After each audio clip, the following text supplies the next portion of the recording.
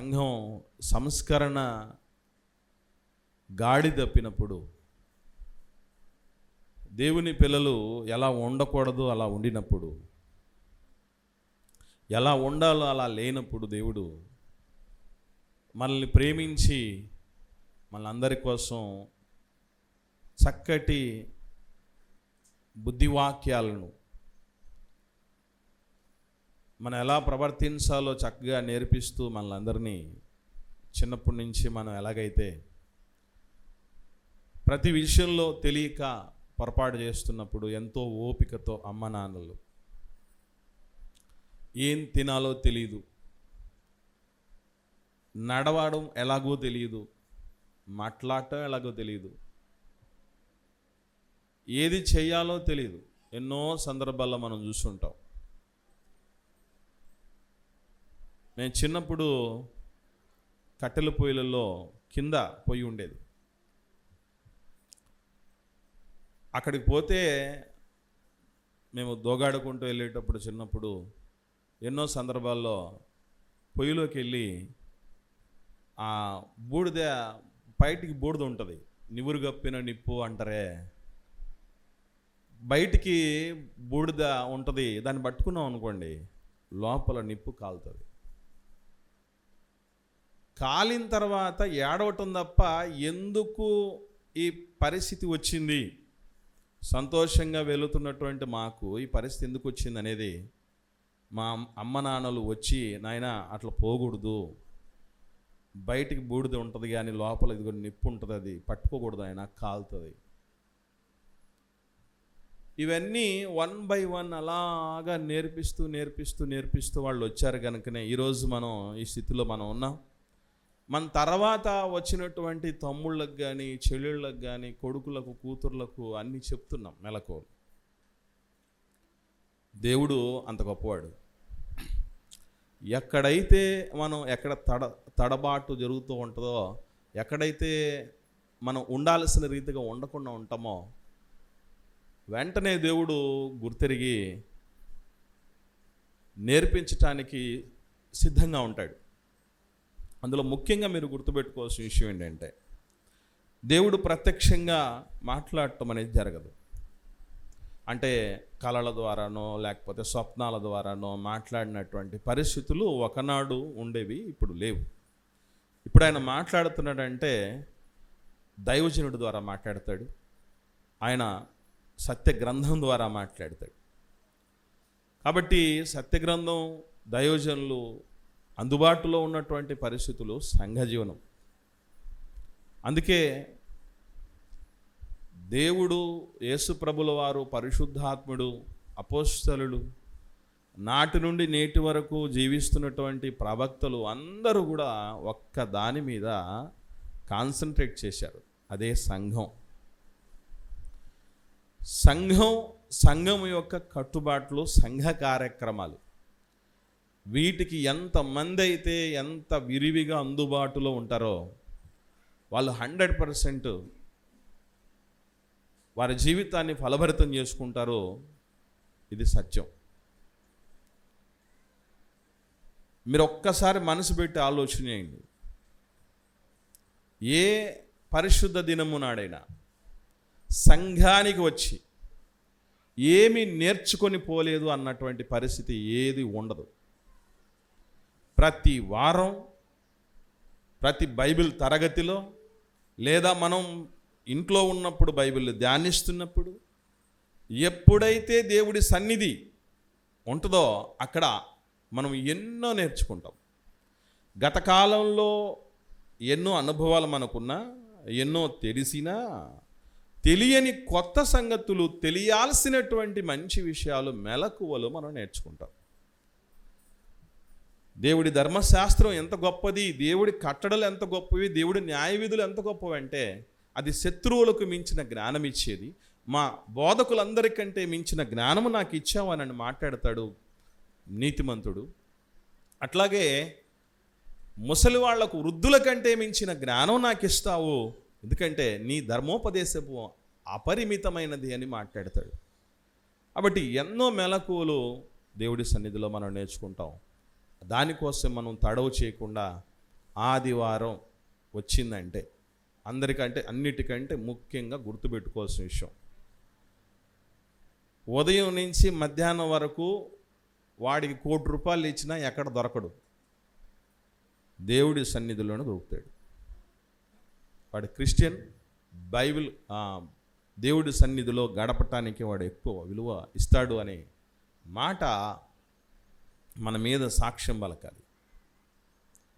Next classes, సంఘ కార్యక్రమాలు ఏ ఉన్నాయో వాటికి అందుబాటులో ఉండటం, వీటన్నిటిని చూడగలగాలి. ఎందుకంటే ఇక్కడ నేర్చుకున్న మెలకుల కంటే మించిన మెలకులు ప్రపంచంలో ఎక్కడ తెలుసుకోలేరు. అందుకే దేవుడి సన్నిధికి పరుగున వచ్చేటటువంటి ప్రయత్నాలు మనం ఎక్కువగా చేయాలి. రైట్, మంచిది. మనం మెండైన దీవెనలు లేదా ఆశీర్వాదాల నిధికి 3 తాళపు చెవులు అని నేర్చుకునే పాఠంలో 2 తాళపు చెవుల గురించి మనం తెలుసుకోవాల్సిన పరిస్థితి ఉంది ఈ సమయంలో. ఇందులో మొట్టమొదటి తాళపు చెవి గురించి నేర్చుకోవటం జరిగింది, అదే విశ్వాసం. విశ్వాసం అనేటటువంటి తాళపు చెవి ఎన్నో ఆశీర్వాదాలకు నిలయంగా ఉండేది, ఆలవాలంగా ఉండేది. దాన్ని తెరిచిన, విశ్వాసముతో తెరిచిన తాళపు చెవి ఒక ఆశీర్వాదాల దీవెనల నిధికి తీసుకుని వెళుతుంది. దేవుడు ఎప్పుడో పితరులైనటువంటి అబ్రహాము, ఇస్సాకు, యాకోబులకు నేను ఒక దేశాన్ని ఇచ్చేస్తాను మీకు అని వాగ్దానం చేశాడు. ఈరోజు ప్రభుత్వాలు మీకు ఒక 2 సెంట్ల స్థలం ఇస్తాము అని వాగ్దానం చేస్తే వాగ్దానమే ఇచ్చిందే, ఇవ్వాలని తర్వాత సంగతి. ఖచ్చితంగా అర్హులైనటువంటి వాళ్ళకి 2 సెంట్ల స్థలం ఇస్తాను మమ్మల్ని గెలిపిస్తే అంటే 2 సెంట్ల స్థలం అనేటటువంటి ఆ ఆశ చాలా గొప్పది. ఎందుకంటే అది కూడా లేనటువంటి వాళ్ళకి. అందున మరలా టౌన్లోనే ఇప్పిస్తాం, సిటీలోనే ఇప్పిస్తాం అంటే ఇంకెంత గొప్పగా ఉండేటువంటి పరిస్థితి. ఇంకోటి ఏంటంటే స్పాట్లోనే మీ పేరిట రిజిస్ట్రేషన్ చేస్తామన్నారు అనుకోండి, అది ఇంకా బాగుంటుంది. దేవుడు తన ప్రజలకి దేశాన్ని ఇస్తామన్నాడు, 2 సెంట్ల స్థలం కాదు. మీరు ఎంతమంది అవుతారో అంటే దేశాన్ని ఇస్తామంటున్నాడంటే దేవుడు దానికి ఉన్నటువంటి ఉద్దేశం ఏంటంటే మీరు ఒకరిద్దరుగా ఉండరు, లక్షల్లోనే ఉంటారు. మీరు లక్షల్లో ఉన్నటువంటి వాళ్ళైనా లక్షణంగా ఉండాలంటే ఏం చేయాలంటే దేశాన్ని ఇవ్వాలి మీకు. అందున ఇచ్చిన దేశం మామూలుగా ఉండకూడదు. కొన్ని దేశాల్లో కొన్ని ఉంటే కొన్ని ఉండవు, కొన్ని దేశాల్లో కొన్ని అనుకూలతలు ఉంటే కొన్ని ప్రతికూలతలు ఉంటాయి. కానీ పాలు తేనెలు ప్రవహించే దేశం అంటే పాలు పశు సంపదకు చిహ్నం. పశువులు సమృద్ధిగా ఉన్నటువంటి పరిస్థితి ఈ ప్రపంచంలో పశు సంపద అనేటటువంటిదే చాలా గొప్ప సంపద. తర్వాత తేనె దేనికి పెట్టబడుతుంది అని అంటే తేనెపట్టు చెట్లకు పెట్టబడుతుంది. వృక్ష సంపద అధికంగా కలిగినటువంటి దేశం, పశు సంపద అధికంగా కలిగినటువంటి దేశం కంటే మించిన సమృద్ధి కలిగిన దేశాలు ఏమీ లేవని, టెక్నాలజీలో అన్నిటికంటే ముందున్న దేశాలు సైతం వృక్ష సంపద వెంట పశు సంపద వెంటబడుతున్నాయి. మీరు కావాలంటే చెక్ చేసుకొని చూడండి. అభివృద్ధి చెందిన దేశాలు కావచ్చు, అభివృద్ధి చెందుతున్న దేశాలు కావచ్చు, అటువంటి గొప్ప సారవంతమైనటువంటి భూమిని దేవుడు ఇస్తామని చెప్పాడు. ఇస్తానని చెప్పినటువంటి దానిని నమ్మినటువంటి వారు మాత్రమే అందులో ప్రవేశించారు. నమ్మని వాళ్ళెవ్వరూ కూడా ప్రవేశించలేదు. ఎందుకనంటే మెండైన దీవెనల పాలు తేనెలు ప్రవహించేటటువంటి ఆశీర్వాదకరమైన వాగ్దాన భూమిని స్వతంత్రించుకోగలిగింది నమ్మిన యెహోషువ గారు, నమ్మిన కాలేబు గారు మాత్రమే. నెఫీలను చూశారు మిగతా వాళ్ళు వీళ్ళలాగే. వేగులు వారిని పంపిస్తే గోత్రానికి ఒక పెద్దను పంపించి చూసిరండి మీరు ఆ దేశాన్ని, మనం దాన్ని ముట్టడి వేయబోతున్నాం, స్వాధీనపరచుకోబోతున్నాం, దానికి సంబంధించి మనకు ప్రీవియస్ నాలెడ్జ్, శత్రువు యొక్క బలాబలాలు బలహీనతలు తెలియాలి కదా అని పంపిస్తే 10 గోత్రాల నుంచి రిటర్న్ వచ్చినటువంటి పెద్దలు బెంబేలెత్తిపోయారు ఆ దేశంలో ఉన్నటువంటి నెఫీలను చూసి, ఆ ఉన్నత దేహులను చూసి, అనాకు వంశం వారిని చూసి. అంటే మనకు గొల్యాతు అనేటటువంటి వ్యక్తిని ఒక్కడిని చూసింతేనే గడగడలాడిపోయారు ఇశ్రాయేలీలో. అసలు ఆ దేశంలో ఉన్నోళ్ళందరూ గొల్యాతులే. అటువంటి వాళ్ళు చూసి బెంబెలెత్తిపోయారు. 2 మాత్రమే చెప్పారు, వాడు గొల్యాతు అంటోడే కావచ్చు, వాడు అనాకు వంశం వాడు కావచ్చు, వాడు పెద్దోడే కావచ్చు, వాడి దృష్టికి మనం మెడతలే కావచ్చు, కానీ దేవుడి దృష్టికి వాడు మెడత అన్నారు వీళ్ళు. వాడి దృష్టికి మనం మెడతైతే దేవుడి దృష్టికి ఎనాకు వంశం వాడు మెడతరా బాబు, దేవుడు అన్నాడంటే చేసేస్తాడంటే, చెప్పాడంటే చేస్తాడంటే అనేది దేవుడికి మెచ్చింది, నప్పినటువంటి మాట. నమ్మినటువంటి వాళ్ళు మాత్రమే అక్కడ వాగ్దాన దేశాన్ని స్వతంత్రించుకోగలిగారు, దాన్ని అనుభవించగలిగారు, పిల్లాపాపలతో చల్లగా ఉండగలిగారు. అది నమ్మిక అనే తాలపు చెవి. తర్వాత మనం గమనించగలిగితే రెండవ తాలపు చెవి విధేయత. మొదటి తాలపు చెవి విశ్వాసమైతే రెండవది విధేయత. విధేయత అనేటటువంటిది ఎంత గొప్పది అని అంటే ఈరోజు అదే కరువు అయింది. విధేయత అంటే అర్థం ఏంటి? విధేయత అన్న పదానికి అర్థం, నిర్వచనం పరిశుద్ధ గ్రంథంలోనే దేవుడు చెప్పాడు. ఒకసారి నిర్గమకాండం 24వ అధ్యాయం 7వ వచనాన్ని చూద్దాం. నిర్గమకాండం 24వ అధ్యాయము 7వ వచనంలో దేవుడు చెబుతున్నటువంటి మాట విధేయత అన్నటువంటి పదానికి అర్థం. అతడు నిబంధన గ్రంథమును తీసుకుని ప్రజలకు వినిపింపగా వారు యెహోవా చెప్పినవన్నీ చేయుచు విధేయులమై ఉందుము అనిరి. అంటే అర్థం ఏంటి? విధేయత అంటే ఏంటి అర్థం? చెప్పినవన్నీ చేయటమే విధేయత. ఇప్పుడు నేను అడుగుతున్నాను, ఇది ఎంత కష్టమో ఒక ప్రాక్టికల్ ఎగ్జాంపుల్ చెప్తా. మన ఇళ్ళల్లో చెప్పిన మాట, చెప్పినవన్నీ చేసే మా ఇంట్లో మా బిడ్డలు చెప్పినవన్నీ చేస్తారండి అన్నోళ్ళు ఎంతమంది ఉన్నాం ఇక్కడ? మా పిల్లలు మేము ఏం చెప్తే చేసేస్తారండి. గంగలో దూకు అంటే దూకేస్తారు అన్నవాళ్ళు ఎంతమంది మనకున్నారు పిల్లలు? దీనికి రివర్స్గా మన పిల్లల పరిస్థితి ఎట్లా ఉంటుంది? చెప్పినవన్నీ చేయటం విధేయత అయితే, చెప్పిన వాటిలో ఏది చేయకపోవటం అవిధేయత. అట్లాంటి వాళ్ళే మనకి ఎక్కువ. తర్వాత ఇక వీళ్ళకంటే మించిన వాళ్ళ దగ్గరకు వద్దాం. చిన్నపిల్లలు కదా, వాళ్ళంటే కొంచెం తెలిసి తెలియకపోవచ్చు. భర్తలు మాట్లాడాలి. బ్రదర్, మా ఆవిడ చెప్పిందంతా వినేస్తుంది, చెప్పిందల్లా చేసేస్తుంది అన్న భర్తలు ఎంతమంది ఉంటారు?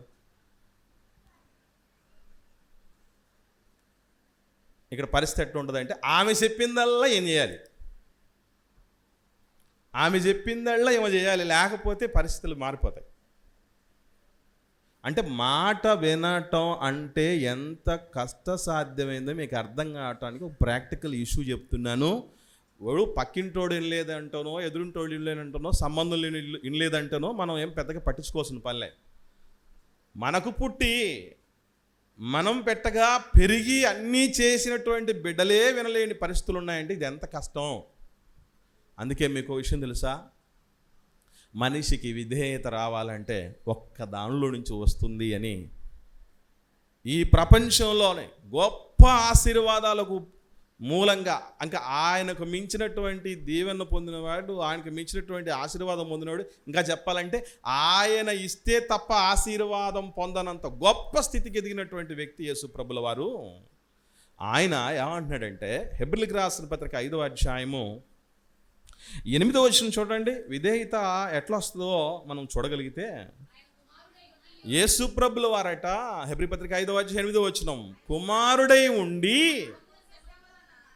తాను పొందిన శ్రమల వలన విధేయత యేసు ప్రభు ఎంతటి వాడే నేర్చుకోవలసినంత గొప్పది విధేయత. విధేయత ఎంత గొప్పది అంటే, భారం మోసుకొనుచు ఉన్నటువంటి సమస్త జనులారా నా యొద్దకు రండి, నేను మీకు విశ్రాంతినిస్తాను, నా కాడిని మీ మీద ఎత్తుకొని నా యొద్ద నేర్చుకోండి అని లోకానికి అంతటికీ పిలిపించిన ఆయన ఒకటి నేర్చుకున్నాడు. ప్రపంచానికి అందరికీ పాఠాలు చెప్పే ఒక మాస్టారు ఆయన ఒక పాఠం నేర్చుకుంటున్నాడు అనుకోండి, అది ఎంత గొప్ప పాఠమై ఉంటుంది. అట్లాగే నా యొద్ద నేర్చుకోండి అని లోకానంతా పిలిచిన ఆయన నేర్చుకున్న గొప్ప విషయం విధేయత. అది రావాలంటే ఏముండాలి తెలుసా? శ్రమలు ఉండాలి. విధేయత లేనిదే మనకు ఆశీర్వాదం ఉండదు, మర్చిపోకండి. చిన్న ఎగ్జాంపుల్, ఎక్కడికో పోవాల్సిన పని లేదు. ఇప్పుడు మనకే 10 మంది పిల్లలు ఉన్నారనుకుందాం. మంచి ఆస్తి ఉంది, 9 మంది బిడ్డలు సరిగా లేరు, ఒక్క బిడ్డే బాగున్నాడు లేదా బాగుంది అనుకుందాం, ఆడబిడ్డ కానీ మగబిడ్డ. సర్వసాధారణంగా అమ్మనాన్నలు, కొంచెం రోషంగా బతికే అమ్మనాన్నలు ఏం చేస్తారంటే, ఈ 9 మంది పనికిరాని వాళ్ళకి, చెప్పిన మాట విన్నటువంటి వాళ్ళకి నా ఆస్తిలో భాగం ఇవ్వను, నువ్వే వింటున్నావు కాబట్టి నా ఆస్తి అంతా నీకే.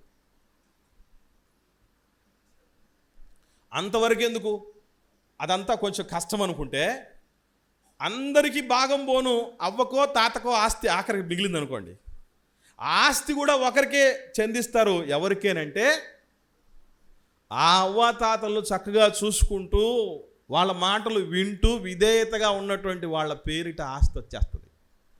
అంటే ఎన్నో సంవత్సరాలు కష్టపడి సంపాదిస్తే తప్ప సమకూడని లక్షల కోట్ల రూపాయల ఆస్తి ఎందుకు సొంతమైంది అంటే మాట విన్నందుకు, విధేయత చూపినందుకు. కానీ అది ఎంత కష్టమో తెలుసా? దహన బలుల కంటే మాట వినుట శ్రేష్టమని ఊరికే అన్నాడు దేవుడు. ఎందుకంటే దహన బలి చేయటం అనేది మనం ఎప్పుడు చేయలేదు కాబట్టి మనకు తెలియదు దాని వెనుకున్న కష్టం. దహన బలి చేయడానికి ఎన్నుకునేటటువంటి పక్షి కానీ జంతువు కానీ దాన్ని సెలెక్ట్ చేసుకోవాలంటే, అది దొరకాలంటేనే చాలా కష్టం. ఎందుకనంటే అది ఏ రకమైన వ్యాధులతో ఉండకూడదు, ఏ రకమైన రోగాలతో ఉండకూడదు, బలహీనతలతో ఉండకూడదు. ఏజ్ కూడా చెప్తాడు, ఏడాదిది అంటాడు. జెండర్ కూడా చెప్తాడు, మగది అంటాడు. మగది, ఏడాదిది, లోపం లేనిది, ఏ పాపం ఎరుగనటువంటి పవిత్రమైనటువంటి దాన్ని బలికి నువ్వు తీసుకొచ్చుకోవాలి అని అంటాడు దేవుడు. ఇవన్నీ ఒక పాపం చేసినప్పుడు ఈ తంతులు ఎందుకు ఏర్పాటు చేశాడు తెలుసా? అడుసు తొక్కనేల, కాలు కడగనేల అన్నట్టు, అడుసు అయితే పర్లా, కాలు కడుక్కోవటం ఎంత పెద్ద సమస్య ఏం కాదు. కానీ ఎక్కడ సమస్య తెలుసా? ఇప్పుడు చేసిన పాపం పోవాలంటే నువ్వు ఒక ఏడాది మగబిడ్డను, పశువును నువ్వు పట్టాలి, అది ఏ లోపం లేకుండా ఉండాలి. ఒక కుష్టు లాంటిది కానీ, అవయవ లోపాలు కలిగింది కానీ బలహీనతలు కానీ లేకుండా ఉన్నదాన్ని నువ్వు తీసుకోవాలి. తీసుకొచ్చిన తర్వాత ప్రధాన యాజకుడి దగ్గర తీసుకురావాలి. అతను ఆ తంతంతా కంప్లీట్ చేసేంత వరకు నువ్వు చచ్చినట్టు అక్కడ ఉండాలి. ఇవన్నీ ఎందుకు చెప్తాడంటే, నాకు ఈ కష్టాలు, ఈ బాధలు ఎందుకు వచ్చాయి? నేను పాపం చేసేందుకే.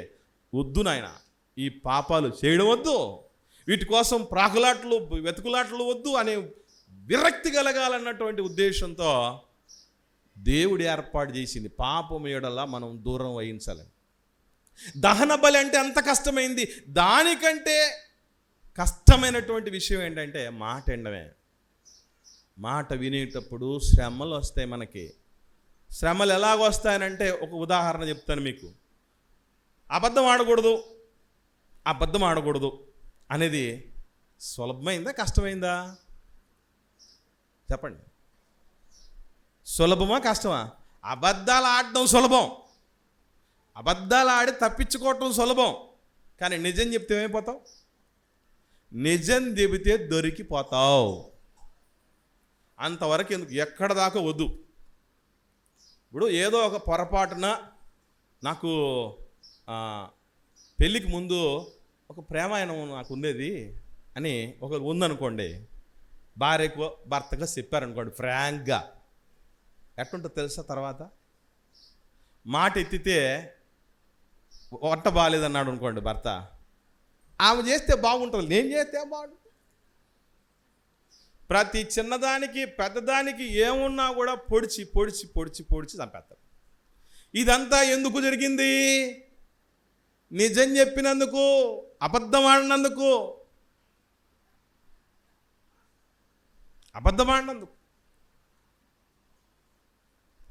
అంటే నిజం చెప్పినందువల్ల, సత్యం మాట్లాడినందువల్ల ఏమైపోద్దనంటే, అప్పుడప్పుడు మీరు చూడండి, ఇదిగో ఈ పని జరిగినట్టు మా ఆవిడతో చెప్పకే, మా ఇంత చెప్పకు, వాళ్ళకు తెలియనీకు.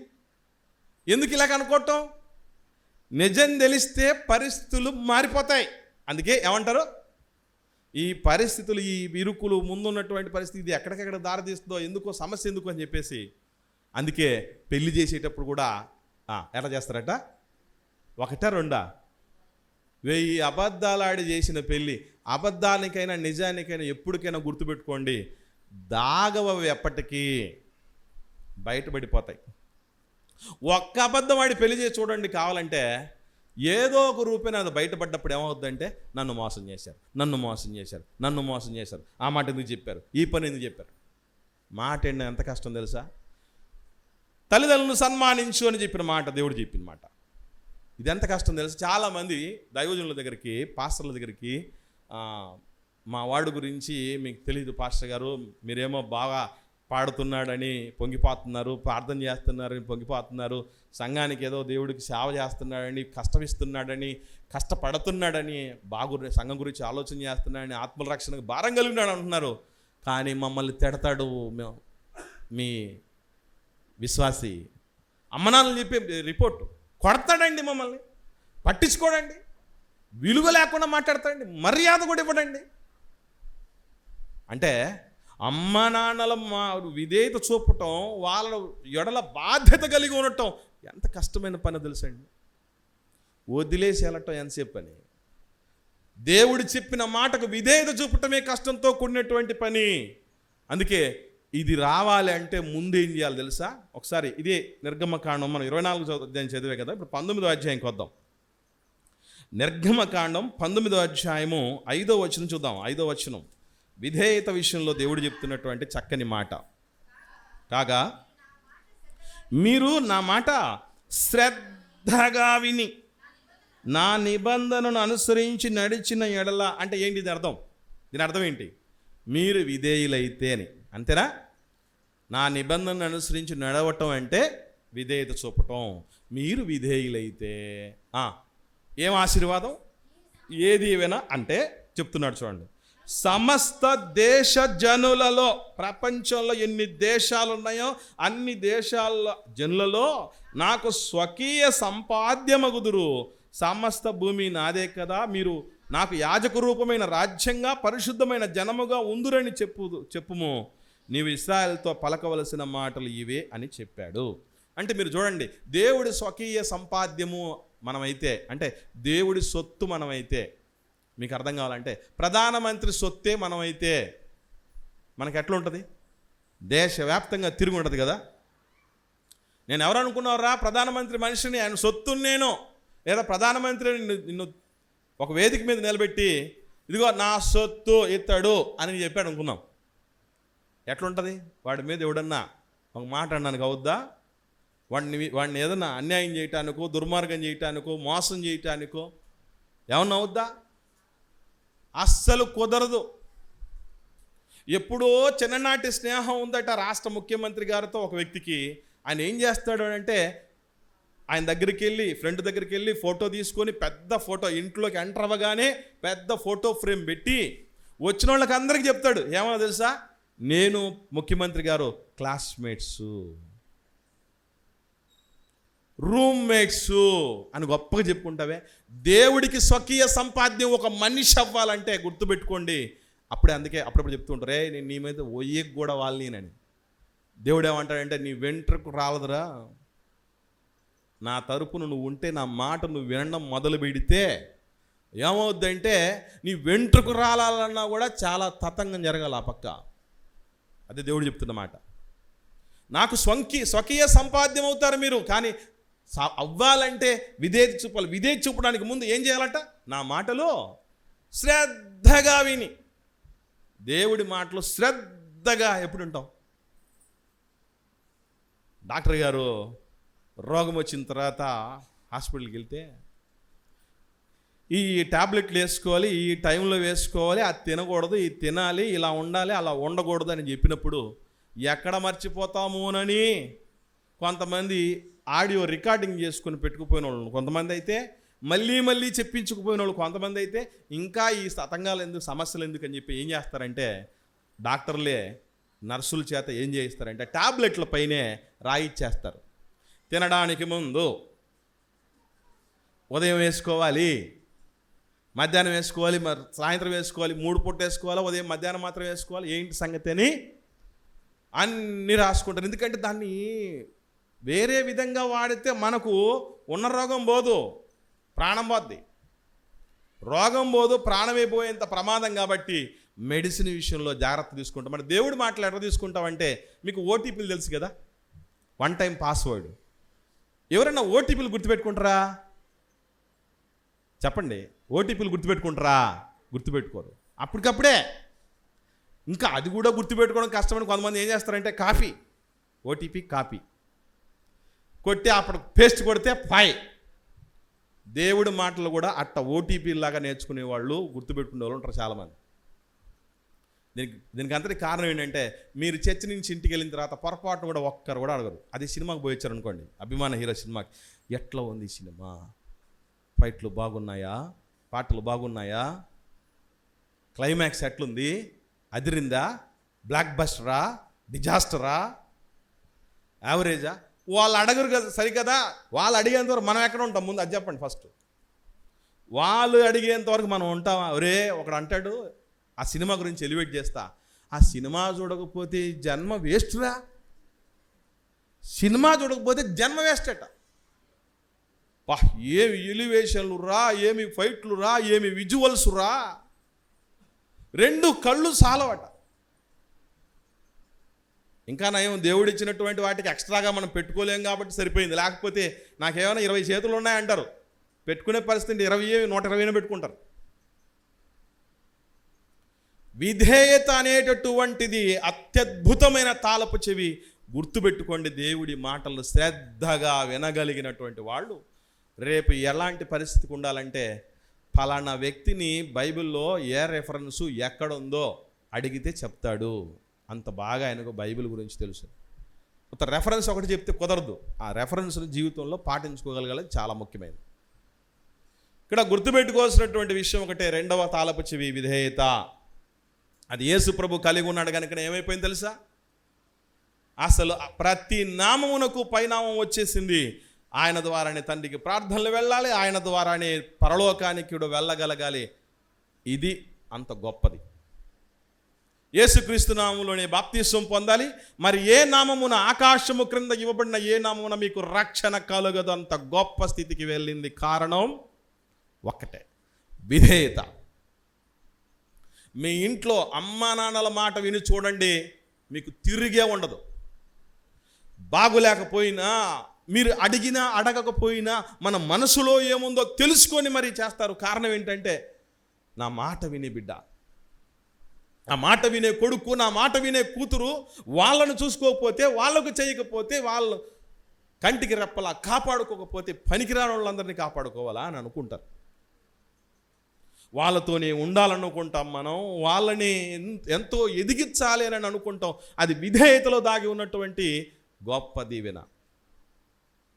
పెద్దలకు లోబడి ఉండనటువంటి పరిస్థితులు ఏ బిడ్డ కలిగి ఉన్నా, సంఘానికి ఇందులో ఉన్న కట్టుబాట్లకు లోబడినటువంటి విధేయత చొప్పునటువంటి ఏ బిడ్డలైనా ఎదిగే పరిస్థితి ఉండదు, మర్చిపోకండి.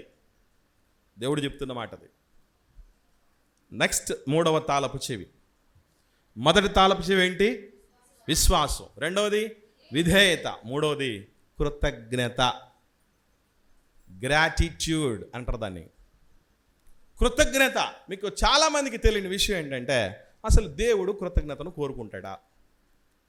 దేవుడు కూడా కృతజ్ఞతను కోరుకుంటాడు. అప్పుడప్పుడు ఇంట్లో ఉండేవాళ్ళే, లేదంటే బంధువులే, మిత్రులే ఏదన్నా సాయం చేసినప్పుడు,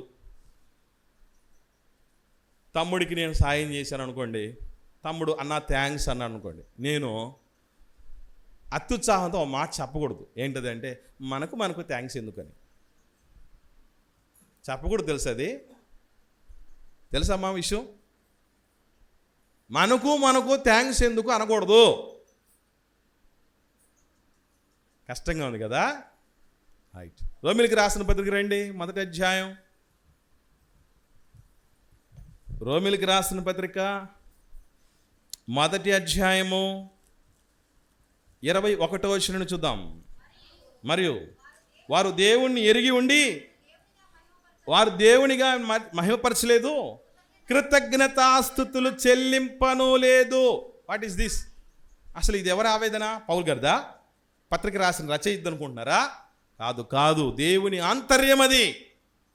దేవుని ఆంతర్యం అది. కృతజ్ఞతాస్తుతులు చెల్లించలేదే అని దేవుడు కోరుకుంటాడు. ఇంకా క్లారిటీగా తెలియాలంటే లూకాసు వార్త 17వ అధ్యాయం, లూకాసు వార్త 17వ అధ్యాయంలో అసలు దేవుడు కృతజ్ఞత కోరేవాడా కాదా అనే విషయాన్ని జాగ్రత్తగా మనం పరిశీలన చేద్దాం.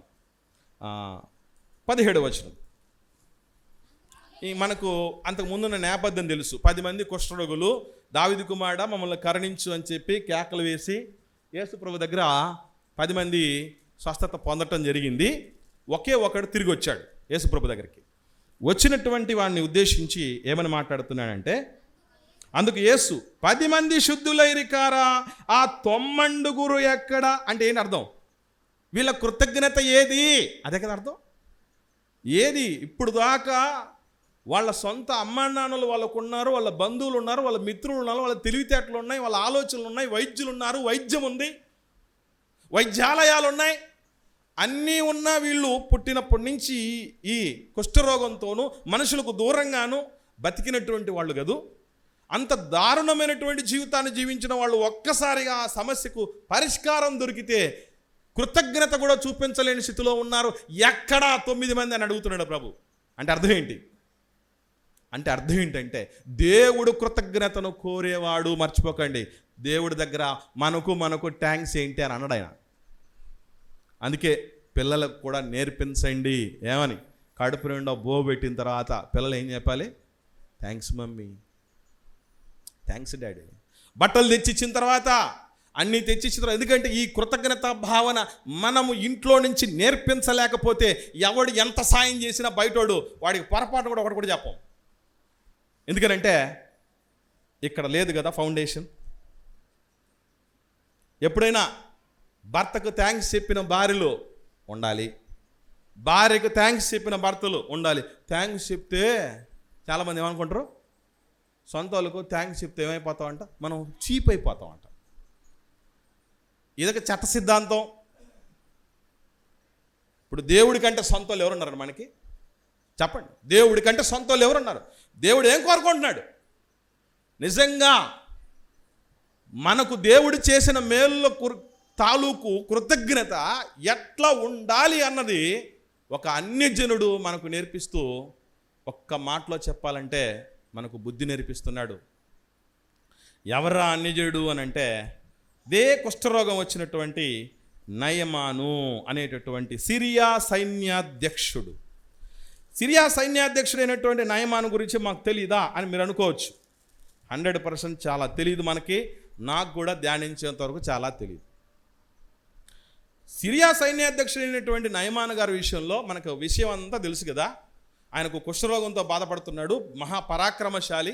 అయినా కూడా తన రోగం కోసం ఎన్నో ప్రయత్నాలు చేస్తుంటాడు, అయినా కూడా కుదరలేదు. మొత్తానికి షోమ్రోనులో ఒక దైవజనుడు ఉన్నాడు, ఆయన పేరు ఎలీషా. ఎలీషా దగ్గరికి వెళ్ళిపోతే నువ్వు బాగైపోతావు అన్నటువంటి చెరగొనిపోయినటువంటి ఆ సిరియన్లు చెరగొనిపోయినటువంటి ఇశ్రాయేలు చిన్నది ఆ అమ్మాయి యొక్క చొరవతో, ఆమె ప్రేమతో, ఆమె కనికరంతో శత్రువునైనా ప్రేమించగలిగినటువంటి ఆ ఉదారమైన ఉన్నతమైనటువంటి వ్యక్తిత్వం కలిగినటువంటి ఆ బిడ్డ యొక్క చలువతో ఎలీషా గారి దగ్గరికి రావటం జరిగింది. బాగైపోయి వెళ్ళిపోవటం జరిగింది. ఈ మధ్యలో ఎలీషా గారి శిష్యుడైనటువంటి గేహజీ వచ్చి, ఎలీషా గారు తీసుకోకపోతే కానుకలు ఏమి ఆయన కానుకలు తీసుకుని వచ్చాడు. నయమాను ఎందుకు తీసుకొచ్చాడు తెలుసా? నాకు ఇంతవరకు ఎవ్వరూ పరిష్కరించనటువంటి దానిని పరిష్కరించబోతే, ఇక్కడ గుర్తుపెట్టుకోవాల్సిన విషయం గుర్తుపెట్టుకోండి, ఏమనంటే ఆయనకి ఇంకా శుద్ధి కాలేదు. కాకముందే ఏం తెచ్చాడు? కానుక తెచ్చాడంటే ఎంత ఫార్వర్డ్లో ఉన్నాడండి ఆయన. ఒకసారి దైవజనుడు, రేపు నేను ప్రార్థన చేస్తాను, అది నిజమా అబద్ధమా, జరిగేదా జరగదా తర్వాత సంగతి ఒకసారి గుర్తుపెట్టుకోండి. ఇందులో ఒక పర్స్పెక్షన్ మాత్రమే ఆలోచన చేయాలి. రేపు నేను ప్రార్థన చేస్తాను, వర్షాలు కురుస్తాయి అని చెప్పాడు. అందరూ పోయారట, మీటింగ్ పోయారట. ఒక పిల్లోడు మాత్రం గొడుగు పట్టుకుపోయాడట. వర్షాలు కురుస్తాయని చెప్పినప్పుడు వర్షం కురిపిస్తాడు దైవజనుడు ప్రార్థనలో. కాబట్టి నేను గొడుగు తీసుకోవాలన్నటువంటి ఆలోచన చేయటం జరిగింది. కొరవక ముందే గొడుగు తీసుకెళ్ళాడు. ఇక్కడ బాగ్గాకముందే నయమాను తీసుకెళ్ళిన కృతజ్ఞత కానుక లెక్క చెబితే ఫ్యూజులు ఎగిరిపోతాయి మనకి. ఎంత అనుకుంటున్నారు తెలుసా దాని విలువ? ఒకసారి శిష్యుడికి గేహజీకి ఎంత ఇచ్చాడు అనేటటువంటి విషయం చూడగలిగితే ఒకసారి రాజుల 2వ గ్రంథం 5వ వచనం 23వ వచనం చూద్దాం. రాజుల 2వ గ్రంథం 5వ అధ్యాయం 23వ వచనం. అందుకు నయమాను, నీకు అనుకూలమైతే రెట్టింపు వెండి తీసుకొనమని బతిమాలి 2 సంచుల్లో 4 మనుగుల వెండి. ఇది గుర్తుపెట్టుకోండి. తర్వాత బట్టలు ఇచ్చాడు. బట్టలు ఏం పెద్దగా ఉండదు, కానీ 4 మనుగుల వెండి అంటే ఎంత తెలుసా మీకు? మనుగు అన్నటువంటి దానికి అర్థం ఇంగ్లీష్ బైబిల్ ఏముంటుంది అంటే టాలెంట్ అంటారు. టాలెంట్ ఒకటికి ఎన్ని కిలోల బరువు ఉన్నది అని అంటే 34.2 కేజీలు. 34.2 కేజీలు ఒక మనుగంటే. ఇప్పుడు ఎన్ని మనుగులు ఇచ్చాడు వెండి? 4 మనుగులు. 34.2 ఇంటూ 4 ఎంత అవుద్దంటే 136.8 కేజీలు. ఏంటది? వెండి. గుర్తుపెట్టుకోండి, 136.8 కేజీల వెండి ఇచ్చాడు. మీకు విషయం తెలియాలి ఇక్కడ, మరొక సర్ప్రైజింగ్ విషయం. తెచ్చిందంతా ఇంతేనా లేకపోతే కొంత ఇచ్చాడా? 2 మనుగులు అడిగాడు నయమాను. గేహజీ 2 మనుగులు అడిగితే 4 మనుగులు ఇచ్చాడు. ఇంకా ఉంది. కానీ ఇచ్చిన దాన్నే లెక్కేస్తున్నాం ఇక్కడ. ప్రస్తుతం వెండి కిలో ఎంత తెలుసండి? వెండి కిలో ఎంత అంటే 88,000 రూపాయలు. కేజీ వెండి 88,000 రూపాయలు. అంటే 88,000 ఇంటూ 136 ఎన్ని కిలోలు అయింది? 136.8 కేజీలు. లెక్క గడితే ప్రస్తుతం ఉన్న లెక్క ప్రకారం 12,38,00,000 రూపాయలట. గేహజీ ఎంత ఇచ్చాడు అంటే ఒక అన్యజనుడు తాను ఎవరు బాగు చేయలేని కుష్ఠరోగాన్ని బాగు చేయగలిగినందుకు కృతజ్ఞతగా 12,38,00,000 తీసుకొచ్చి ఇవ్వటం జరిగింది. ఇక్కడ మీరు బాగా గమనించగలిగినటువంటి విషయం ఒకటి ఉంది. ఇది ఇంత విలువ చేసేదా అని మీకు డౌట్ వస్తే ఒక హింట్ ఇస్తున్నాడు దైవజనుడు. ఏమిటది? రాజుల 2వ గ్రంథం 5వ అధ్యాయం చూద్దాం. 26వ వచనం చూద్దాం. రాజుల 2వ గ్రంథం 5వ అధ్యాయం 26వ వచనం. అంతటా ఎలీషా వానితో అంటే ఎవరితో? ఎవరితో? గేహజీతో, తన శిష్యుడైనటువంటి గేహజీతో చెప్తూ, ఆ మనుషుడు తన రథము దిగి నిన్ను ఎదుర్కొనుటకు తిరిగి వచ్చినప్పుడు నా మనసు నీతో కూడా రాలేదా? ద్రవ్యం, వస్త్రాలు, ఒలివ చెట్ల తోటలు, ద్రాక్ష తోటలు, గొర్రెలు, ఎడ్లు, దాసీలను సంపాదించుకుంటకి ఇది సమయమా అంటే ఆ 12,38,00,000తో ఎన్ని వస్తాయి? ఇవన్నీ వస్తాయి. అంటే ఒక అన్యజనుడు తనకు జీవితంలో ఎప్పుడూ బాగుగాని రోగం కుదుర్చుకున్నందుకు కృతజ్ఞతగా ఇంత తీసుకొచ్చి ఇచ్చేస్తూ ఉంటే, ఈరోజు కుష్ఠరోగం కంటే భయంకరమైనటువంటి రోగం మనిషికి పట్టిన పెద్ద రోగం పాప రోగం. ఆ రోగాన్ని ఇలాగ తీసి పడేసి పడమటికి తూర్పు ఎంత ఎడమో, నీ పాపాలు నేను నా వెనకకేసేసుకున్నాను, ఎప్పటికీ జ్ఞాపకం తెచ్చుకున్నాను. దేవుడికి మానవుడికి ఎంత తేడా అంటే, ఎన్నో సందర్భాల్లో నేను మారిపోయాను, నేను తప్పు చేశాను, నన్ను క్షమించు, ఫలానా తప్పు విషయంలో నా పొరపాటే అని చెప్పినా కూడా పదే జ్ఞాపకం చేసి మరి గాయపరిచిన వాళ్ళు లేరు మనకు? చెప్పండి. జ్ఞాపకం చేసి గాయపరిచిన వాళ్ళు లేరా? సమాధాన పడినా, నాది తప్పే మొర్రో అని ఒప్పుకున్నా, మాటికి జ్ఞాపకం చేసి మనిషిని కొంగదీయటమా లేదా వాడిని ఇంకా దారుణంగా కఠినాత్ముల్ని చేయటమో చేసిన వాళ్ళు లోకంలో ఎంతోమంది ఉన్నారు. వాళ్ళకి దేవుడికి ఎంత తేడా అంటే, పొర్రపాటును కూడా మన పాత పాప స్థితిని ఎప్పుడు తవ్వలా దేవుడు. ఎంత మహనీయుడు అంటే, అంత పాపాన్ని ఎవడు పాపము నుంచి ఎలా దూరంగా బతకాలండి ఏ మాస్టర్ చెప్పాడు మనకి? మన ఇంట్లో అమ్మ నాన్నలు చెప్పారు, చేయగలిగారు. ఎందుకంటే వాళ్ళకి చేత కాదు. దేవుడే వాటికి దూరంగా ఎలా మసలుకోవాలో నేర్పించి భయంకరమైన కుష్ఠరోగం కంటే మించిన రోగాన్ని బయట తీసేసినప్పుడు మన కృతజ్ఞత ఏ విధంగా ఉంది చెప్పండి. మీకు ఒక మంచి విషయం చెప్పాలి ఆఖరిగా. అదేంటంటే, ఎవరైనా సరే తమ జీవితంలో పై చేయి సాధించాలనుకుంటారు. మీరు ఎవరన్నా అలాంటి వాళ్ళు లేరా? నేను పై చేయి సాధించాల్సిన అవసరం లేదు, నాకు అనిపించలేదు అనేవాళ్ళు ఎవరైనా ఉన్నారా? ఉంటే వాళ్ళు మనుషులు కాదు అసలు. నేను పై చేయి సాధించాలని అనే ఉద్దేశంతోనే, మన పై చేయి సాధించాలన్న తత్వం ఎక్కడి నుంచి మొదలైంది అంటే తల్లి గర్భములో నుంచి మొదలైంది. అందరికంటే ముందు నేను నా తల్లి దగ్గరికి చేరుకోవాలన్నటువంటి ఆ పరుగు మొదలెట్టుకొని చదువుల్లో, ఇంట్లో, పని చేస్తున్న చోట ఎక్కడ చూసినా నేను ముందు ఉండాలి, నాది పై చేయి ఉండాలని ఆలోచన చేస్తుంటారు. అసలు పై చేయి అంటే ఎవరిదో తెలుసా? పుచ్చుకొనుట కంటే ఇచ్చుట ధన్యం. ఇచ్చేటప్పుడు నీ చెయ్యి ఎక్కడ ఉంటుంది? ఇచ్చేటప్పుడు నీ చెయ్యి ఎక్కడ ఉంటుంది? పైన ఉంటుంది. పుచ్చుకునేటప్పుడు కింద ఉంటుంది. ఇక్కడ ఇవ్వడం, పుచ్చుకోవటం అంటే ఒక డబ్బు విషయమే కాదు నేను చెప్పేది, గుర్తుపెట్టుకోండి. డబ్బు విషయమే కాదు. యేసు ప్రభువు లోకానికి డబ్బు ఇవ్వల,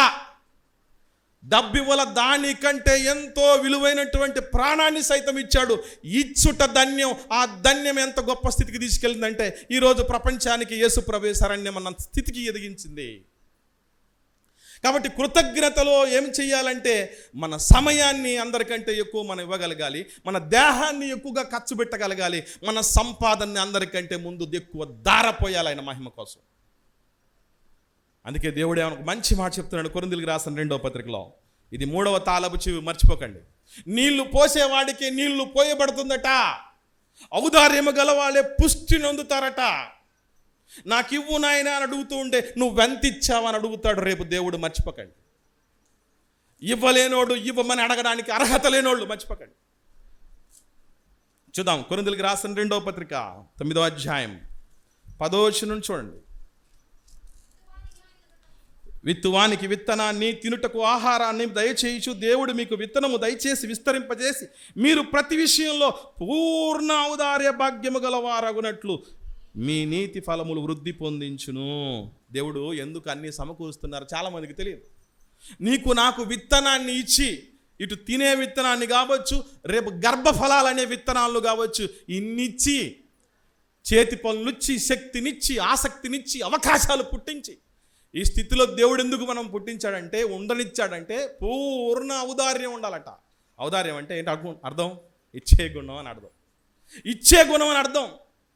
ఆ ఔదార్య భాగ్యం కలిగిన వాళ్ళగా ఉండటానికి ఉంటాడట. ఇంకా చూడగలిగితే 11వ వచనంలో, ఇట్టి ఔదార్యము వలన మా ద్వారా దేవునికి కృతజ్ఞతాస్తుతులు చెల్లింపబడును. అంటే కృతజ్ఞత మనిషికి ఉంది అని అంటే మనలో ఏం కనబడాలి తెలుసా? ఔదార్యం కనబడాలి, ఇచ్చే గుణం ఉండాలి. అప్పుడే పై చెయ్యి సాధించాలనుకున్న వాళ్లకు ఒక మంచి విజయరహస్యం గుర్తుపెట్టుకోండి. దేన్నైనా దేవుడి సేవ అంటే, సంఘం అంటే, సహవాసం అంటే నిన్ను మించి ఎవడ ఉండకూడదు, నన్ను మించి ఎవడ ఉండకూడదు అన్నటువంటి స్థితిలో ఎవరైతే ఉంటారో వాళ్ళు కృతజ్ఞత కలిగిన వాళ్ళు అని అర్థం. దేవుడి సంఘమునిచ్చి మేలు చేసినందుకు ఎంత ఇస్తే సరిపోతుంది? ఈ సహవాసం ఇచ్చినందుకు, ఈ రక్షణ ఇచ్చినందుకు, రాబోయే కాలంలో ఇవ్వబోయేటువంటి మహాలోకానికి నీకు నాకు బాగలేకపోతే, ఒకసారి కాకపోయినా ఒకసారైనా మన కోసం ప్రార్థన చేసేవాళ్ళు, ప్రాకులాడేవాళ్ళు, వెళ్ళి పరామర్శించేవాళ్ళు, ఏమైపోతారన్నటువంటి తపనతో ఎన్నో విషయాలు, ఎన్నో మెలకులు నేర్పించేవాళ్ళు, ఇంతమందిని సమకూర్చి బాధపడుతున్నప్పుడు మనతో బాధలు పంచుకున్నటువంటి వాళ్ళని, ధైర్యం చెప్పేటటువంటి వాళ్ళని దేవుడు ఇచ్చినందుకు కృతజ్ఞత ఎట్లా ఉండాలి అంటే ఔదార్యముతో కూడినదై ఉండాలి. ఇచ్చిన పై చేయి సాధించాలి అంటే ఇదే గుర్తుపెట్టుకోండి. ఇచ్చేవాడిదే పై చేయి, మర్చిపోకండి. ఇచ్చేవాడిదే పై చేయి. ఎంత ఇస్తున్నాం, ఏమేమి ఇస్తున్నాం అనేది ఒక్కసారి ఆలోచన చేస్తే మనం ఎప్పుడు ఎక్కువగా పుచ్చుకోవటమే తప్ప ఇచ్చుకున్నటువంటి పరిస్థితులు ఎన్ని ఉన్నాయో ఆలోచన చేయండి. కాబట్టి ఇది 3వ తాళపు చెవి. మొదటిది విశ్వాసం అనే తాళపు చెవి, రెండవది విధేయత అనే తాళపు చెవి, మూడవది కృతజ్ఞత అనే తాళపు చెవి. గ్రాటిట్యూడ్ అనేది మన యాటిట్యూడ్లో ఉండాలి. అప్పుడప్పుడు చెప్తూ ఉంటారు, నేను ఏదో ఉంచుకోనండి. ఎక్కువ తినేస్తే ఏమైపోతామంట? లావైపోతాం కాదు, తాతాలానికి పోతాం. ఎక్కువ తినేస్తూ ఉంటే, ఎక్కువ అంతా కుచ్చేసుకుని ఉంటే, నాయన ఇక్కడికి వచ్చినా కూడా నా దగ్గర ఉండేటంటే మొత్తం నువ్వు లాగేసుకొని దొత్తావు కాబట్టి నీకు ఇట్లాంటి వాళ్ళది కాదంటాడు. కాబట్టి గుర్తుపెట్టుకోండి ప్రియులారా,